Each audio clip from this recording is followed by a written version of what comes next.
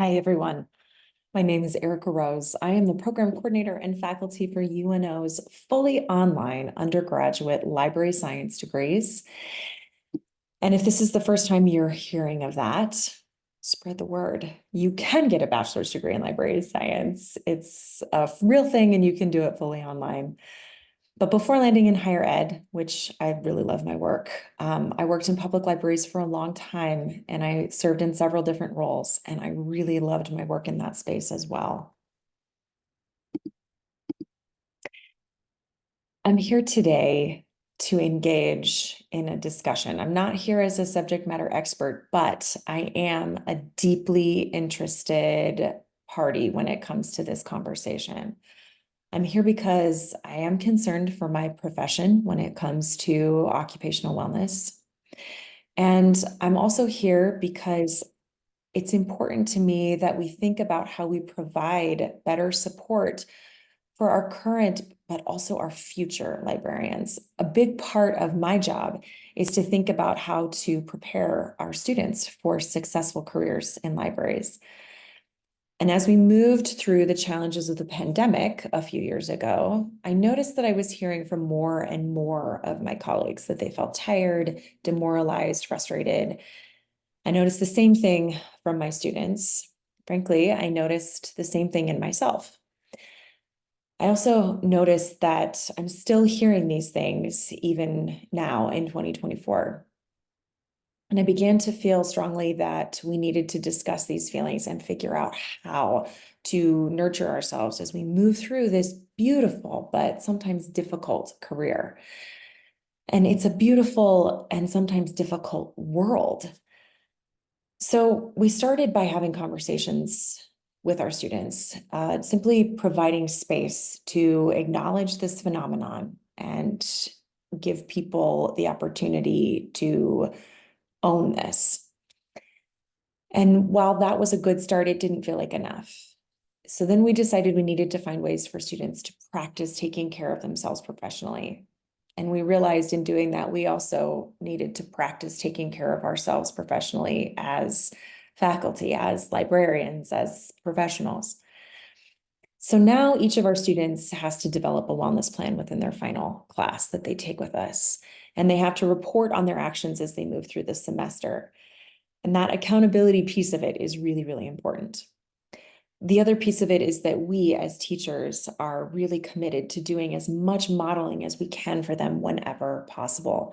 And I certainly am so grateful whenever any of my leadership models this for me. And I am very fortunate to say that I do have incredible people who mentor and model this for me.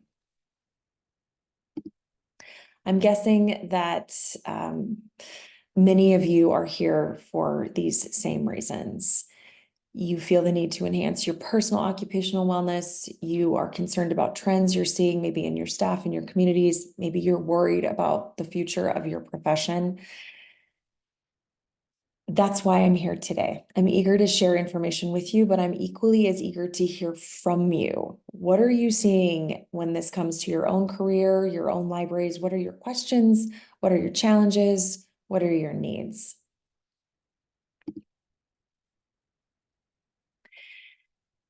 Let's start with the definition of occupational wellness. What you see here is taken from the American Library Association, and it states that occupational wellness includes job satisfaction. It's this ability to use our talents and skills at work, to utilize our ambitions for professional growth and change. And if you have good occupational wellness, your work is rewarding and you celebrate good relationships with your coworkers, and you have the fortitude to find positive ways to handle workplace stress and to also have that important work-life balance.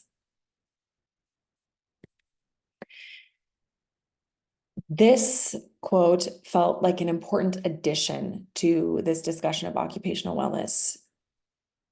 Occupational wellness is so critical because healthy and happy employees have a better quality of life. They have increased work productivity. They have a greater likelihood of contributing their communities than employees who have poorer well-being. occupational wellness is important because you are important. Each one of us as individuals is important, and we deserve good quality of life and healthy and happy careers. And if you don't feel that sense of validation at work, which, by the way, is where we spend most of our waking hours, then you are probably going to feel much more dissatisfaction throughout your entire life. I want to be clear that I believe we can have this conversation without sacrificing the importance of things like personal responsibility, accountability, striving for excellence, and upholding standards. I do worry because terms like self-care have been overused to the point of diminishing this conversation, of turning it into something that feels superficial or frivolous. So I'm not talking about the need for mandatory spa days. Not that I'm opposed. I love spa days. I'm not advocating for mediocrity. In addition to creating issues with workplace productivity, any idea that this is sort of a free-for-all and anything goes is actually incredibly demoralizing. Feeling as though your work presence and your work participation and striving for excellence doesn't matter is one of the worst things that we can do for human morale. This is sort of a strange place for references, but I wanted to include them because, as stated, I'm not necessarily a subject matter expert in this space, but I am exceedingly curious about the topic. And a great deal of what I am sharing today is drawn from the resources that you see here, with a dash of my own opinion sprinkled in. And we'll place a link to these slides below the recording so that anyone who's interested can access hyperlinks and peruse these articles if you too are curious and seeking to know more. So what you see here is not a comprehensive list, but I was strategic in how I ordered this because, first and foremost, occupational wellness affords us a better quality of life. Hard stop. That statement exists all on its own. If that's all we say about this, that is enough. I don't want to have these conversations with some kind of hidden agenda of increased work performance, occupational wellness only so that you can work harder and better.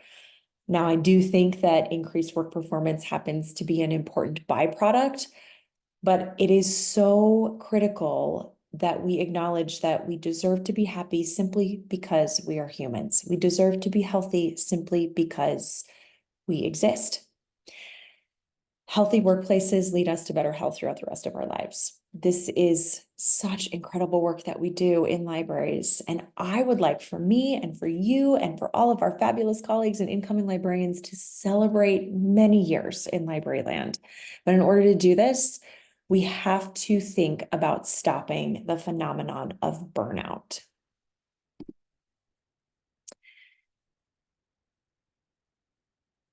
Burnout is an important risk we need to address. This is another term that sometimes borders on overuse, so I think it's important to define it. This comes from a 2022 Library Journal article that defines burnout as this high level of stress, exhaustion that's often linked to overwhelming professional pressures, spilling into your private life as well. So people experiencing burnout describe themselves as depleted and drained. Many struggle to have enthusiasm for their work or other activities. The article also goes on to list the following symptoms as signs of burnout: high levels of stress and exhaustion, disinterest at work, you're quick to anger, you're quick to cry, you're not sleeping well, anxiety levels outscale what is appropriate for the situation. And this last bullet point feels very important. I think that these other things feel a little more obvious and are expected, but this last one is a phenomenon that is increasingly prevalent, and it's a little trickier to pinpoint. We all understand how often anxiety-inducing encounters happen in our buildings, how important it is that we have the countenance to deal with unexpected and stressful encounters, and just how depleting it is when they happen more and more often, because our patrons are probably suffering from burnout in their own lives and their own careers, which leads to a lack of wellness, which leads to them being exhausted and also lacking the resources they need to handle stress and anxiety. So that comes right at us in our work on the other side of the service desk. A few important statistics to consider when it comes to burnout. 52% of public sector workers say that they are inclined to leave their jobs voluntarily, and this is driven largely by burnout and compensation issues. Also, we know that burnout disproportionately impacts women, much higher incidences among females. What's happening? Why is burnout occurring? And again, I'm not able to offer a comprehensive list because this is a very individual situation, but I included items that I saw mentioned across multiple articles and resources and that I hear repeatedly from my own professional encounters. So the need for autonomy and the need for rest are two things that come up time and again. The need for rest is something I think we can all relate to. Most of us move from caring for people at the library to caring for people at home, or maybe even others outside our home. And especially if we are in positions of leadership, we need to remember that people have entire lives outside the library. Oh, and by the way, many of us are understaffed, or we're trying to cover for other staff, or make our way through big initiatives that are requiring extra hours, extra manpower, extra thinking power. And another piece of this has to do with the very way that our lives and workplaces are structured. Technology has us plugged into everything all the time. So even if we do find a moment for rest, we often find ourselves checking our email or responding to messages or getting a jump on whatever the next report is, which means we are never deactivated. Also, our jobs are not shrinking. Our work is never done. So there's really not an end point or a bookend to a lot of what we do. We'll talk more about that a little bit later. The need and desire for autonomy is also really important. Many of us don't feel like we can say that we are at our limit. We don't feel that we can say no to anything. And it's important to remember that sometimes even really wonderful and exciting opportunities take resources from us. So we need to be intentional with what we say yes to. Those things require more time, more manpower. We also work in this business where every day is a brand new adventure and literally anything can happen. And that is actually quite exciting. It's one of the things that I love about it, but it can also be unsettling to never be in charge of your own schedule and to never know what to expect and to always feel like you were running from fire to fire. So this leads us to the need for boundaries, which is another multifaceted discussion because sometimes we need to talk about the need for boundaries within our workplace, with our coworkers. Sometimes we need to talk about the need for boundaries with our patrons. Sometimes we need to talk about the need for boundaries with ourselves. Where does our role as service providers and information professionals stop? When is it appropriate for us to say, no, I am at capacity? When do we let go of the things that are not serving us, whether that's programs or personal habits or relationships? We also need to account for mission creep. Sometimes it's referred to as job creep. We are all familiar with the challenge of being all things to all people, which is, of course, impossible and also essentially the gig in libraries. So how do we reconcile that? And we are excited and proud of all of the ways that libraries have morphed and have adapted to be what our communities really need us to be. But this comes with challenges. A few examples. In some public libraries, there is an expectation that library staff need to be at the forefront of dealing with their community's major social challenges, things like addiction, overdose, housing issues, food scarcity, mental health crises, really important things.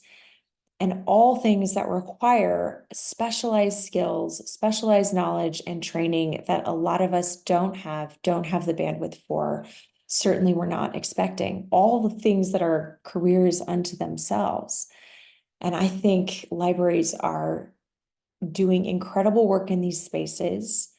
They are leading important conversations in these spaces, but this is very, very challenging, and they are very under-resourced for this in most instances. Additionally, there are gaps in public services that libraries are expected to address without backup. One of the articles quotes a librarian as saying, "No one is coming to help." And that in and of itself gets to be really hard on our sense of well-being in a workplace. As we pour our heart and our souls into our work, sometimes it does not feel like work loves us back. Some people say thank you, but many do not. Some people acknowledge excellence and extra effort and what it takes to make things happen, but many do not. And sometimes the people who forget to say it are actually our supervisors and our peers, probably because they are very distracted about all of the fires and challenges and stresses that they are dealing with, but still, it feels like neglect. We went through a multi-year period during the pandemic in which no one was okay, and we were told it's okay to not be okay, except you need to be okay enough to keep showing up, to keep doing this. Please don't complain. And these are the realities of living through hardship, right? Like this is a part of life, but these things take a toll. And if we never refill that bucket, that's a big problem. This is another important concept to keep in mind, vocational awe. Vocational awe is the ideas, values, assumptions that librarians have about ourselves and our professions. And what it results in is a notion that libraries are institutions that are inherently good. There is a sacredness attached to them, and therefore they are beyond critique.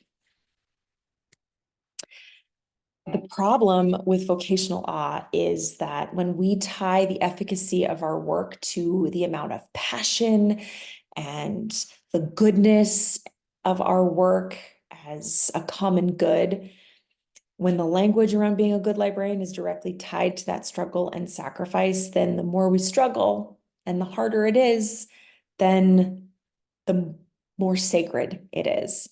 And that means it becomes more and more unlikely that people will feel empowered to do things like fight for a healthier workplace or address some systemic issues.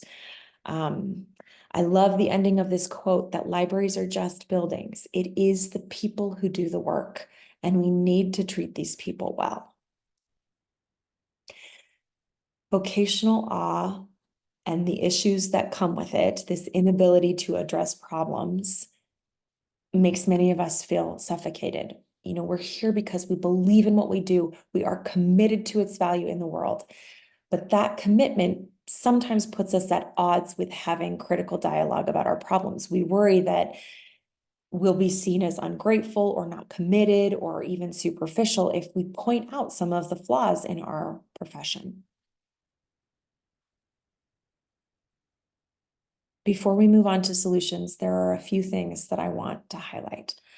I've already talked about the importance of differentiating these discussions from an overused term like self-care or wellness initiatives.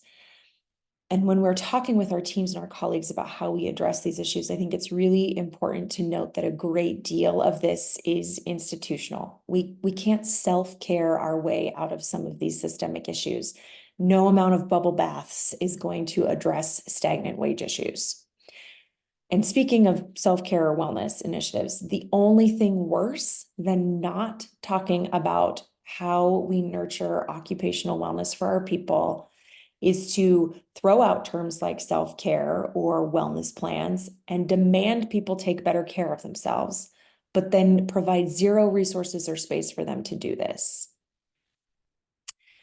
We also need to be careful about toxic positivity. And this is a big deal for me to say because I preach the importance of things like appreciative inquiry and creative problem solving. But pretending that everything is great or refusing to discuss problems is demoralizing and damaging. And that's quite different than proactive problem solving, which can only come on the heels of honest conversation. Finally, let's talk about some solutions. But I might be starting in an unexpected place. As previously mentioned, we have important institutional work to do, but we also have important work to do on ourselves. Let's look inward first. What can we do to help ourselves? This might be owning the fact that we are overcommitted, or we need better time management skills, or we've been putting off finding a good counselor or a good professional community or joining the gym. Mostly, this is about self-examination and being able to articulate what we need.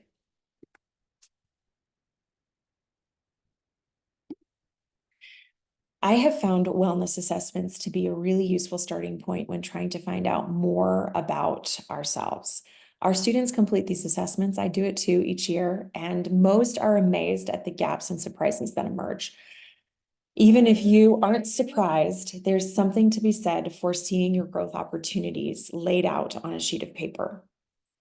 I will link these two assessments in the references portion of this so that anybody who's accessing the slides can take a look, utilize them for yourself if you are so inclined.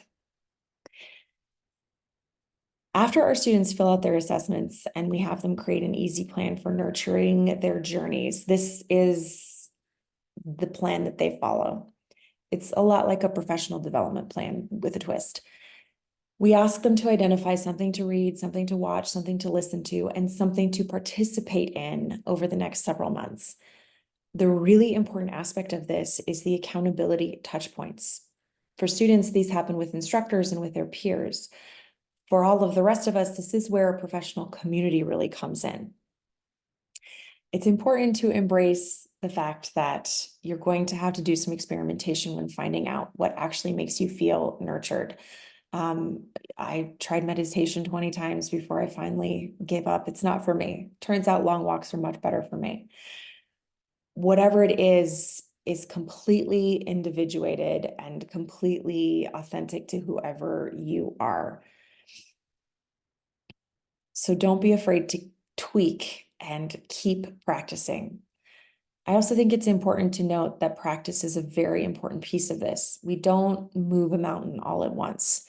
You have to find small ways to practice the habit of taking care of yourself, and then you can grow from there. So start small, start easy. Just maybe try to get an extra few minutes of sleep if possible. Something that feels really accessible to you is really important as a starting point, or we get frustrated and we give up. We need people. We need people to hold us accountable in our wellness plans. We need people to support us professionally. We need people to support us personally. We need some people who have no idea or could care less about what we do. We need people who will not talk about libraries with us. Something that I hear from a lot of library directors in particular is how lonely they feel in their role. Community is desperately needed. And regardless of the role, community grounds us. It fills our bucket. It reminds us of our value and of our purpose. Scientifically, biologically, we are built for community. It is the single greatest indicator for aging well, for quality of life, for happiness. Let's prioritize this for ourselves. Let's empower our staff and our colleagues, our friends, our loved ones to prioritize this as well.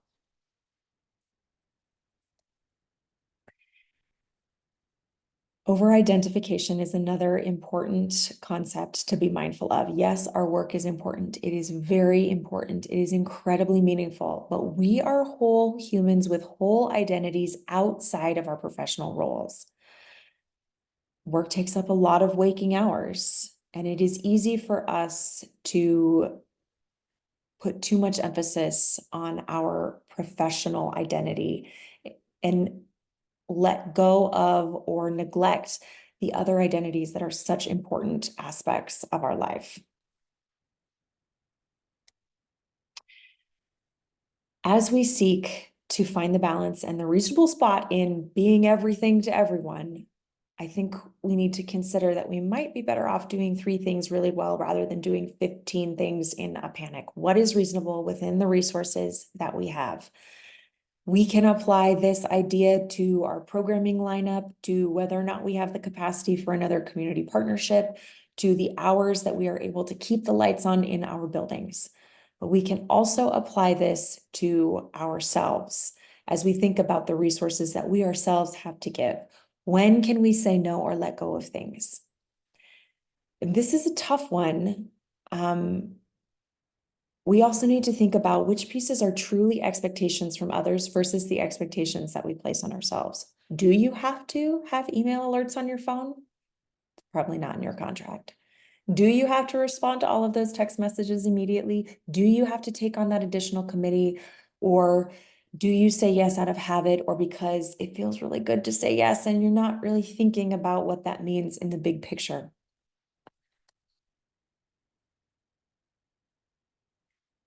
I'm talking a lot about that inward look, what we can do to help ourselves.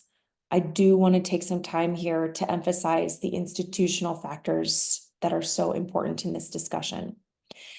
This information that you see here comes from a public health report that discusses occupational wellness in particular.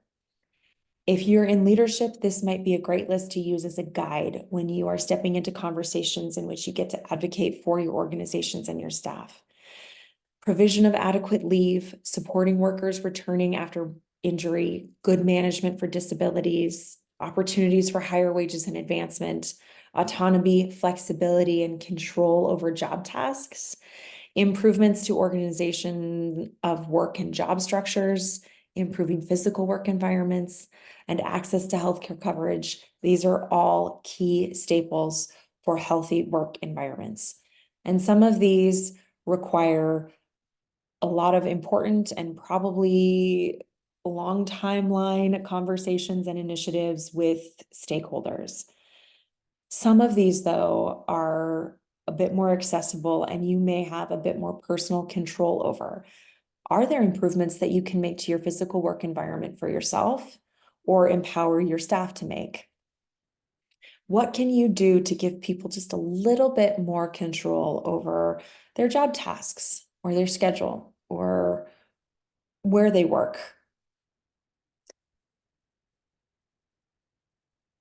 I think you have to look at addressing institutional change as a farming process. Again, these aren't mountains that we move overnight, but nothing happens if we don't talk about how important these things are. If you happen to be in a place where you don't have access to some of these things within your organization, who do you need to develop relationships with in your community so that you can advocate for change? Where can you go to engage in meetings and larger strategic planning initiatives and conversations in which you can remind people about the fact that library workers need these things? We talked previously about the danger of not having boundaries and how that's tied to burnout. Let's think for a moment about what comes with having good boundaries. Boundaries keep us safe. Boundaries remind us of who we are. They keep us in check with knowing where our role ends.